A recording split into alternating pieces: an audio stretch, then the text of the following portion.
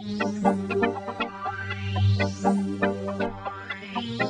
suis professeur de publicité à l'Université Laval, mais en particulier, plus précisément, professeur de publicité sociale.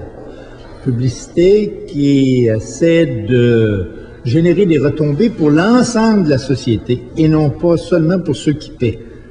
Alors, ce qui m'a amené là, en fait, c'est une longue carrière de 25 ans en publicité, où j'ai commencé dans une grande agence de Québec, puis j'ai fondé ensuite ma propre agence, pensant que j'étais capable de faire une publicité différente, plus intéressante, ce qui est vrai sans doute, parce que cette agence que j'ai quittée quand c'était la plus grande agence du Québec est devenue la plus grande agence du Canada, avec des ramifications en Angleterre, aux États-Unis et ailleurs.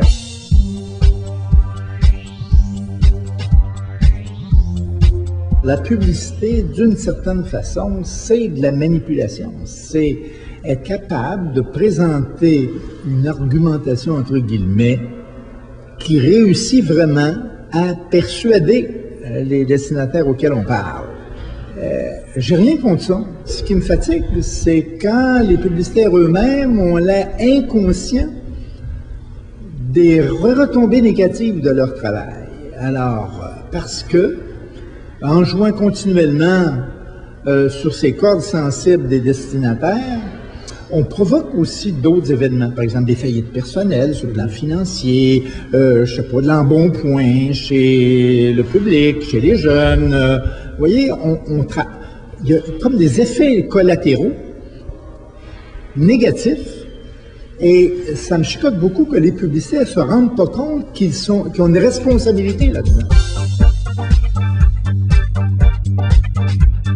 Les publicitaires se plaignent d'être méprisés, se plaignent de ne pas être considérés souvent comme des vrais professionnels. Des professionnels, oui, sur le plan technique, mais ont-ils le prestige des avocats et des médecins? Non. Alors, c'est ce que je leur dis, non. Voici pourquoi.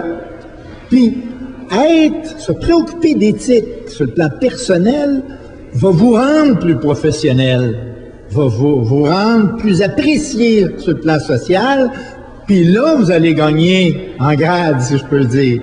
Alors, c'est le principal argument que j'utilise. Regardez, arrêtez de vous plaindre, vous n'êtes pas estimé. Si vous voulez être estimé, soyez plus estimable, soyez plus aimable, et voici ce que je vous propose comme processus et comme procédure.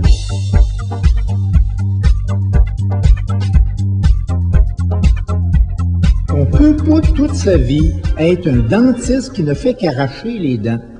On peut pas être toute sa vie n'être qu'un camionneur, n'être qu'un publicitaire, parce que nous sommes toujours une personne entière, un être humain entier. Puis un vrai être humain, ça fait pas rien que manipuler puis faire sa job techniquement dans le cas d'un publicitaire. Ça se pose la question morale. Oui, mais qu'est-ce qui va arriver sur le plan familial? Qu'est-ce qui va arriver sur le plan... On ne peut pas mettre ça de côté, sinon c'est un technicien, c'est une machine. Éventuellement, c'est les machines qui régleront le problème.